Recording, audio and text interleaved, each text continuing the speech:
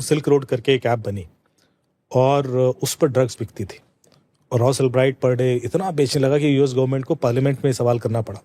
They hired few hackers, tried, वो नहीं take down कर पा रहे थे. फिर कुछ हुआ और एक दिन रॉस अल्ब्राइट लाइब्रेरी में पुलिस वाले पहुंचते और उसको पकड़ लेते, फ्रीज, और उसका लैपटॉप छीन लेते. यदि उस समय लैपटॉप नहीं छीनते तो उसको कभी जेल नहीं हो पाती, क्योंकि the only evidence which was against him कि वो उस समय as an admin silk road website में लॉग इन था, एज एन एडमिन. ये एकमात्र एविडेंस है, इसकी वजह से उसको फिर 35 साल की जेल हुई. पर रॉस अल्ब्राइट जब अरेस्ट हो गया, उसके बाद जब भी जाते थे इसके घर में रेड डालते थे या जो दोस्तों के, तो कुछ ना कुछ बिटकॉइन मिलते रहते थे. मतलब इतने बिटकॉइन मिल गए कि थक गए पुलिस वाले, FBI वाले. उनको लगा यार ये तो खत्म ही नहीं हो रहा, कितना पैसा कमा चुके. फिर उसने FBI वालों को रिश्वत देनी शुरू कर दी, तो 2-3 FBI वालों के ऊपर केस हो गए, वो भी अरेस्ट हो गए. फिर उसने जज को थ्रेटन करना शुरू किया. मतलब एक केस हार्डली 3 साल चला, लेकिन 3 साल में क्या क्या हो गया नहीं हुआ.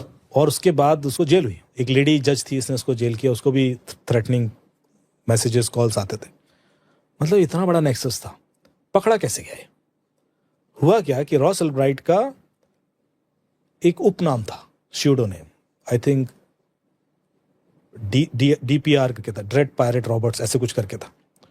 वो नाम यूज करता था अपने सिल्क रोड की वेबसाइट में. अपना नाम तो देगा नहीं, तो उसी उपनाम से उसने, जैसे हमारे यहाँ जॉब पोर्टल्स होते हैं ना ऑनलाइन, किसी जॉब पोर्टल पर वैकेंसीज डाली, क्योंकि उसका काम बढ़ रहा था, तो he wanted some more people जो डेवलप कर रहे हैं वेबसाइट वगैरह. तो उसने पोर्टल पे एक पोस्टिंग डाली और उसमें भी जो उपनाम रखा अपना वो यूज कर लिया.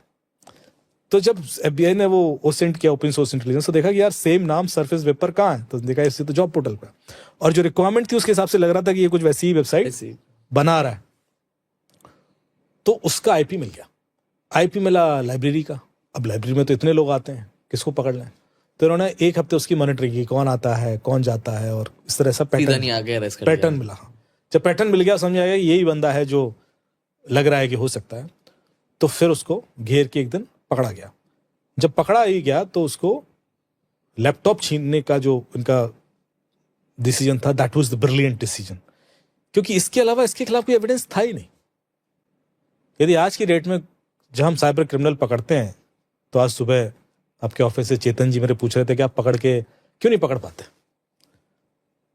तो मैंने, हम पकड़ भी लेना तब भी प्रूव नहीं कर पाते कि इसी ने क्राइम किया, क्योंकि उसका कोई डिजिटल फुटप्रिंट मैच ही नहीं करता. ना तो उसके नाम सिम कार्ड होगा, ना बैंक अकाउंट होगा, ना लोकेशन उसकी होगी. लोकेशन भी कहीं घर से बाहर कर रहा होगा और वो भी बदलता रहता है. तो फिर मैं पकड़ भी लूँ किसी तरीके से, चलो यही है. अब मैं कोर्ट में कैसे प्रूव करूँ कि ये इसी बंदे ने किया.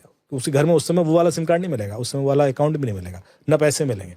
सो there is no proof, and that is the biggest challenge right now. तो जो ये वाला केस थे तो ऐसे सॉल्व हुआ.